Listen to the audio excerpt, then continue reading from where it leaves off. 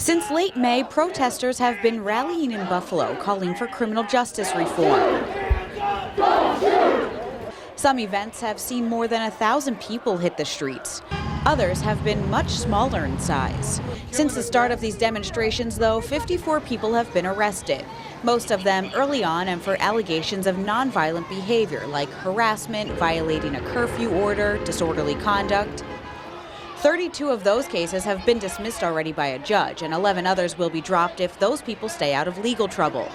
Only 10 cases are still pending and ongoing, and they're for more serious offenses such as arson, possession of a weapon, and aggravated assault of a police officer.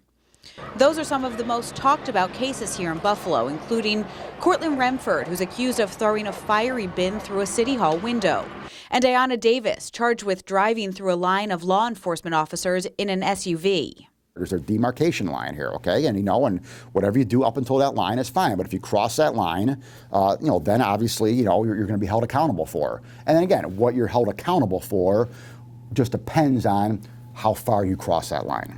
As for the cases not being prosecuted, a judge dismissed many because of paperwork issues, like police submitting incomplete arrest reports, or what they had on there did not substantiate the charges filed against defendants. Kevin Stadelmeyer with Legal Aid Bureau of Buffalo says many protesters were arrested simply for exercising their First Amendment rights. We were able to get those cases dismissed because the allegations were insufficient. We caught up with Marie Taylor during a recent demonstration. She's one of the many people who had her case dismissed. There's nothing I'm doing wrong. We're not involved with any of the violent actions.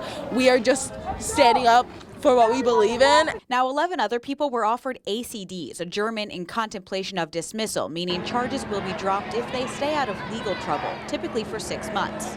Flynn explained his approach to offering ACDs like this. You make it a little inconvenient for the person, okay? You make them, they get arrested, okay? They got to come back to court. You make it pinch, but you don't make it hurt.